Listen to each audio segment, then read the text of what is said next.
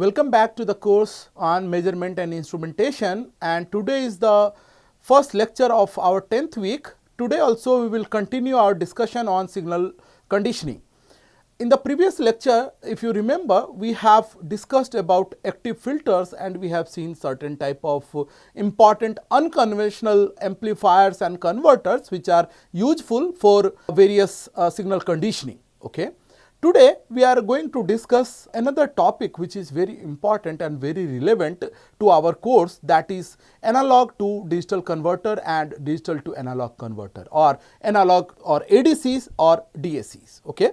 Now, what is the requirement of ADCs and DACs and why we are studying this under the course on measurement and instrumentation? This is very important to understand, because if you do not understand this requirement as an engineer, it is very difficult to understand the topic. Okay. So, let us understand it from the perspective of current measurement system. Okay. So, the modern measurement system basically uses digital processing units, for example, microcontroller. Okay.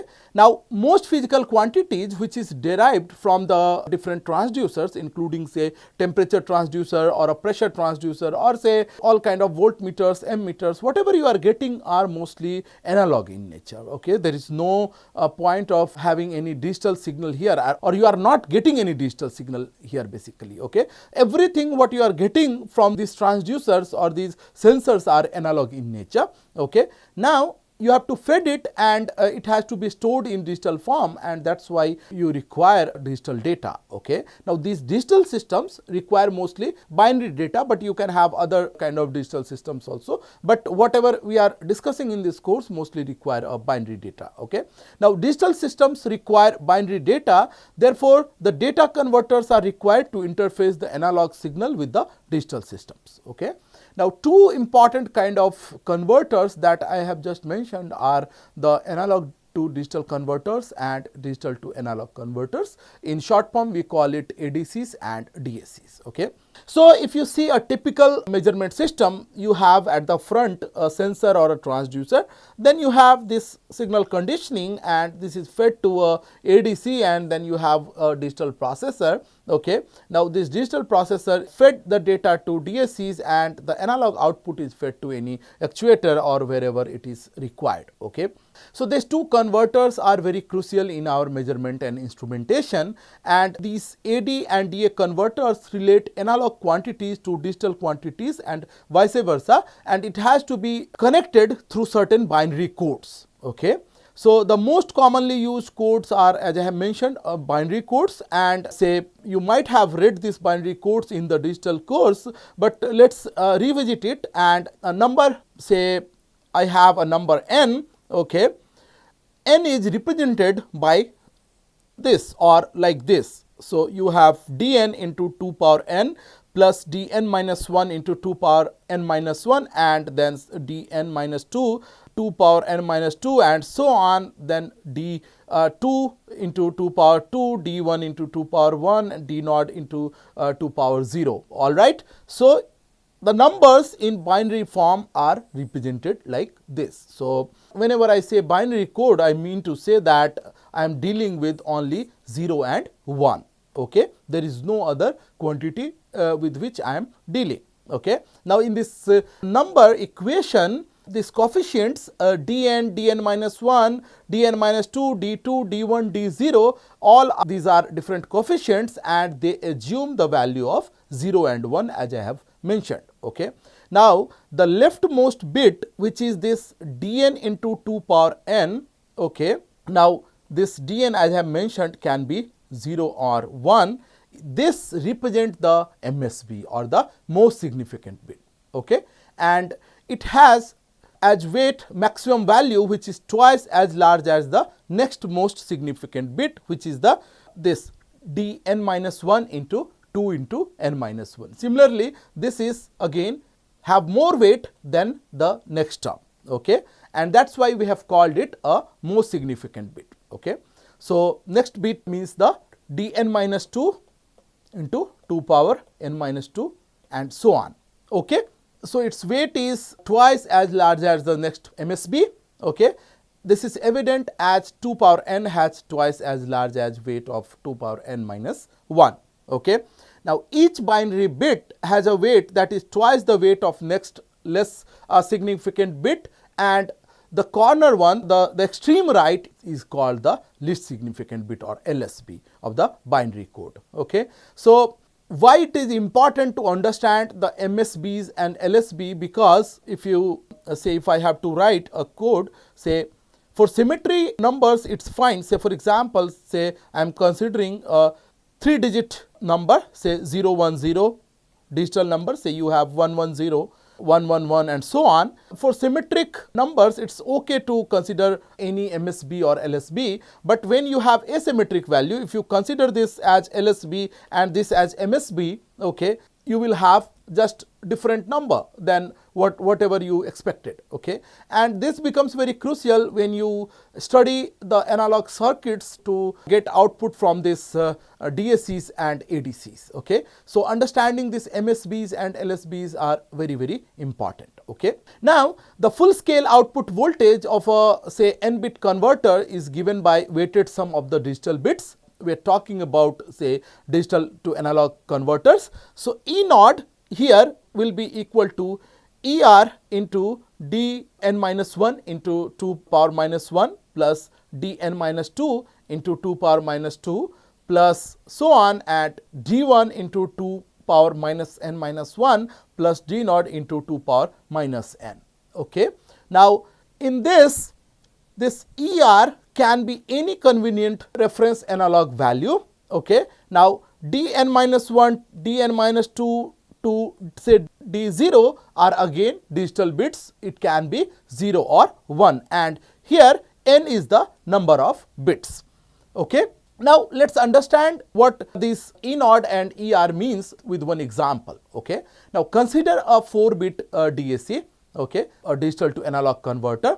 Okay. Now let the reference voltage ER is 10 volt and the digital input is say 1011. Okay. Now if you see, D3 is 1, D2 is 0, D1 is 1 and D naught is 1. Okay. Now E naught we have seen is equal to ER into dn minus 1 into 2 power minus 1 plus dn minus 2 into 2 power minus 2 and so on, plus d1 into 2 power minus n minus 1 plus d naught into 2 power minus n. Now here we are considering 4-bit say DAC. Okay. I am considering a 4-bit DAC means that n is equal to 4. Okay. So let me start from this side. Okay. So I have d naught into 2 power minus 4 plus d1 into 2 power n minus 1, okay, minus 3. Similarly, plus d2 into 10 power minus 2 and then finally dn minus 1, which is d3 into 2 power minus 1. All right. Now E naught, so I have considered ER as 10 volt. Okay. So E naught will be equal to 10 into d3 into 2 power minus 1 plus d2 into 10 power minus 2 plus d1 into 2 power minus 3 plus d naught into 2 power minus 4. Now E naught can be simplified as 10 into 1 by 2 plus 0 plus 1 by 8. Now this 0 is coming because we have d2 equal to 0. All right. So I have 1 by 2 plus 0. Now I replace this d1 with 1. So I have 1 by 8. Now similarly I replace this d naught with 1. Okay, I have 1 by 16. So E naught is equal to 10 into 1 by 2 plus 0 plus 1 by 8 plus 1 by 16. Okay, or E naught can be simplified as 10 into 0.5 plus 0.125 plus 0.0625, or E naught is equal to 10 into 0.6875 and the final output voltage is 6.875 volt. Okay. Now this is a typical example for a digital to analog converter. Okay. Now if you see this value, okay, or even if you consider the maximum value, you will see that there is a difference. Sometimes it becomes very significant. There is a difference between E naught and ER, and when you have the difference between E naught and ER means that there will be certainly error. Okay. Now E naught is equal to, we have seen that ER into dn minus 1 into 2 power minus 1 plus dn minus 2 into 2 power minus 2 and so on, plus d naught into 2 power minus n. Now, for an n bit DAC, when it will be maximum digital output? Maximum digital input will be at when all these components dn minus 1, dn minus 2 and so on, d1, d naught, everything will become 1. Alright. So, you have n bit DAC, alright, you have a n bit DAC and the input will be maximum when every bit is 1, for example. Okay. So, means that all these components or all these coefficients dn minus 1, dn minus 2, d1, d naught, every component or coefficient become 1. Alright. So, at this point E naught will be equal to ER into making all the components 1 in the previous equation, it becomes 2 power minus 1 plus 2 power minus 2 and so on, plus 2 power minus n minus 1 plus 2 power minus n. And if you see this carefully, this term, this is a geometric series and the sum of this series is simply can be given as 1 minus 2 power minus n. Okay. Now, replacing this summation by 1 minus 2 power minus n, E naught becomes ER into 1 minus 2 power minus n. Okay. Now, let me call this equation 1 or let us call this as equation 1. Okay. And let me call this equation 2. Okay. So, I have E naught equal to ER into 1 minus 2 power minus n. Okay. Now, if I have to calculate the difference between E naught and ER, so I have this as E naught. So, it will be equal to ER into 1 minus 2 power minus n minus ER. So, if I take ER common, I have 1 minus 2 power minus n minus 1, or the difference between E naught and ER basically. Okay.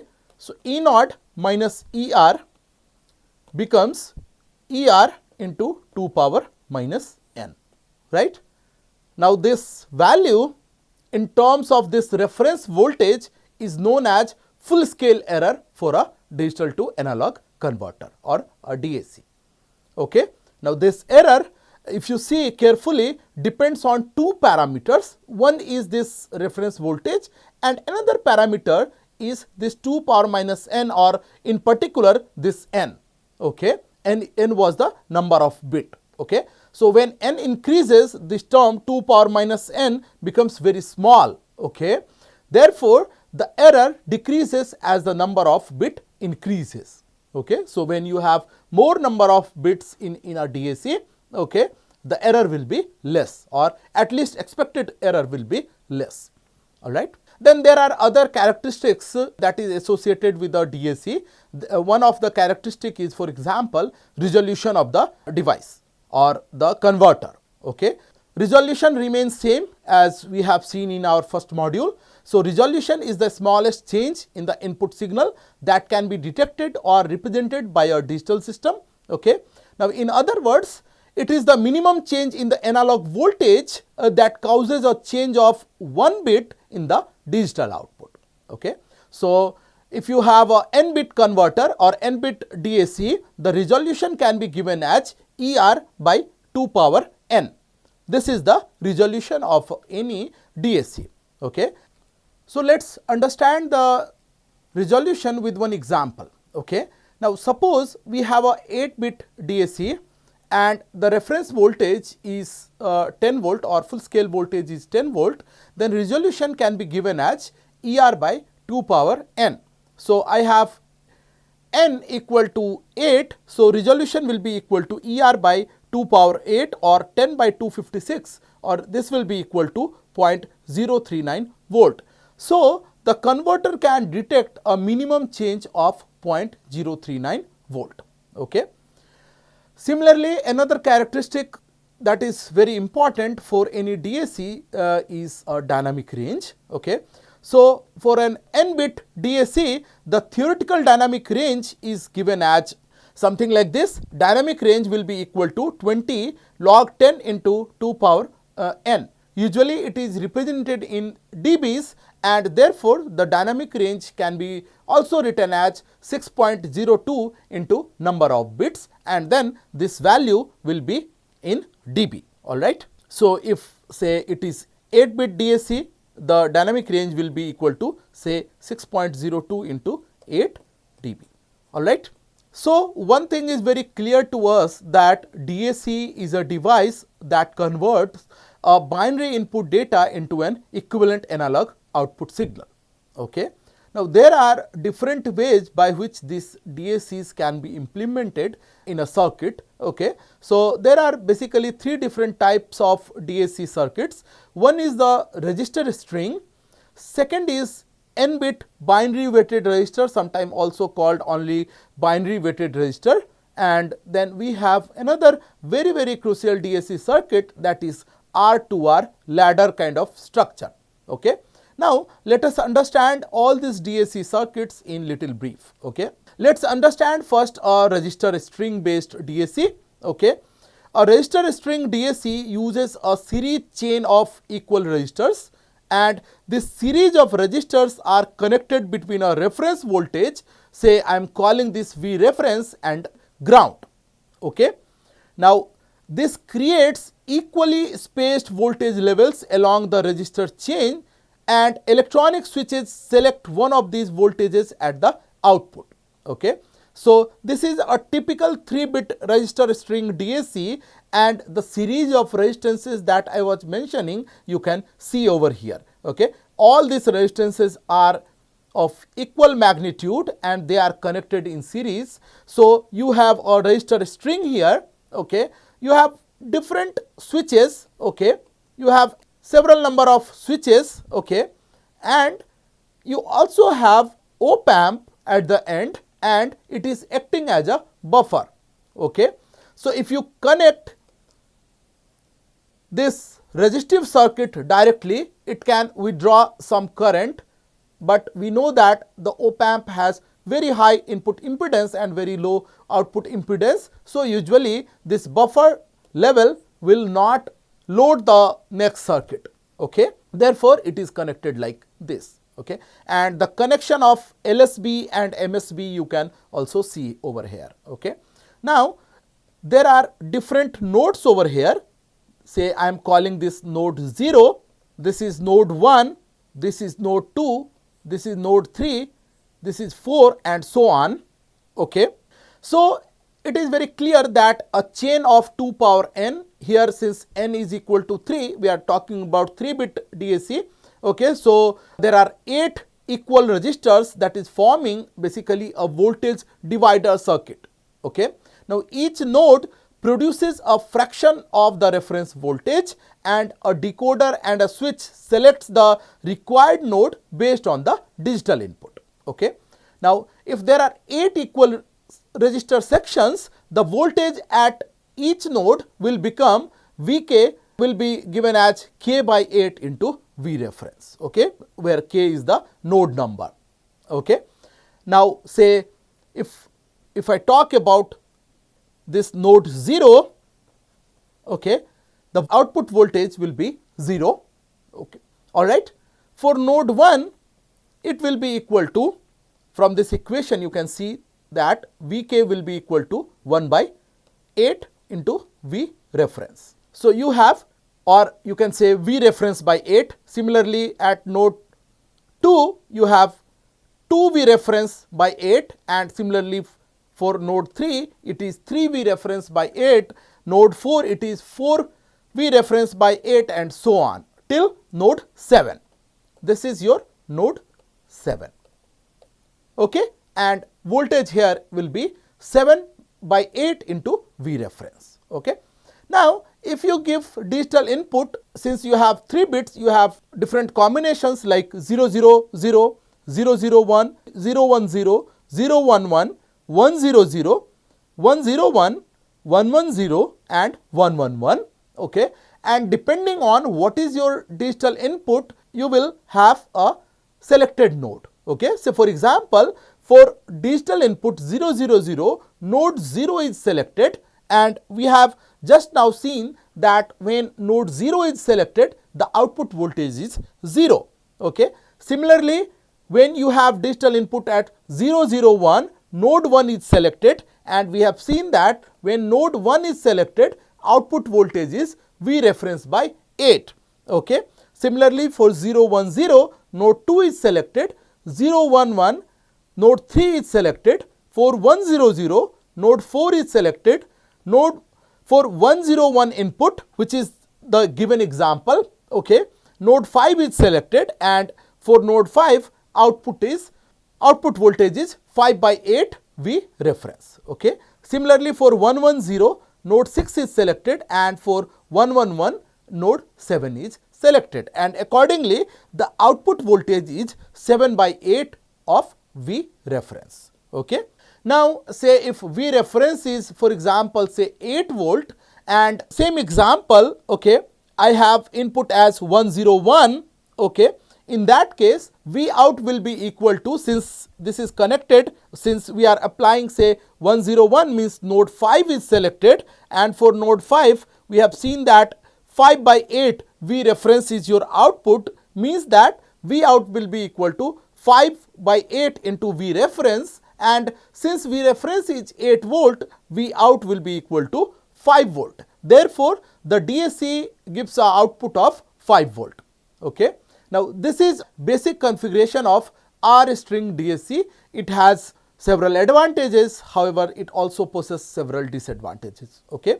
Some of the advantage of this R string are like they are very simple and fast for when you have less number of bits. Usually when I say less number of bits means less than 8 to 10 bits, that is also in a higher value only. So, anything like 6 or less than that bits, it will be fine to use a R string or resistive string based DAC, but when this bits increases, there is certain problem associated with it that we'll see when we'll talk about its disadvantage. Okay. Now, this R string DACs are inherently monotonic. I mean, the response or the voltage will keep on increasing step by step. Okay. Now, they are compatible with purely digital technologies. Okay. Now, these are the very important advantages of this R string DACs. But one more example or one more advantage of this R string DACs is that if you see its configuration, you are only using resistance and switches and one op amp as a buffer. So, the construction of this circuit is very simple, and also it looks like cost effective circuit for a digital to analog converters. Okay. However, there are several disadvantages associated with this R string DACs, like if you see, if you have say B number of bits, for example, so 2 power B number of resistors are required. Similarly, 2 power B switches are also required. Okay. And this becomes problem when this B is greater than we have just seen 8 to 10. Okay. When you have larger B means that this count of resistor and switches will increase. Okay. Like for a say 12-bit DAC, you will not believe that you will require a 4096 resistors. Okay. Similarly, similar number of switches are required. Now, accommodating this 4096 or 4096, nearly reaching to 4100 register in a small area and connecting them is a tedious job. Okay. So, that is why I was mentioning initially also that number of registers can become so high for higher bit configuration that it becomes nearly impossible to have a resistive string DACs for higher bits. Okay. Similarly, since you have lot of passive components, okay, settling time becomes very high for higher bit DACs. So, the takeaway from this discussion is that for low bit configurations, this resistive string DACs are fine, but when you have more number of bits to handle, better to avoid this and look for other alternatives. Okay. There are more number of alternatives I have just mentioned, like one of the options are like say R2 or ladder kind of configuration. So, we will discuss or we will continue our discussion on this DAC, digital to analog converters, in our next class also. Okay. We will also discuss about analog to digital converters in our next class. Thank you.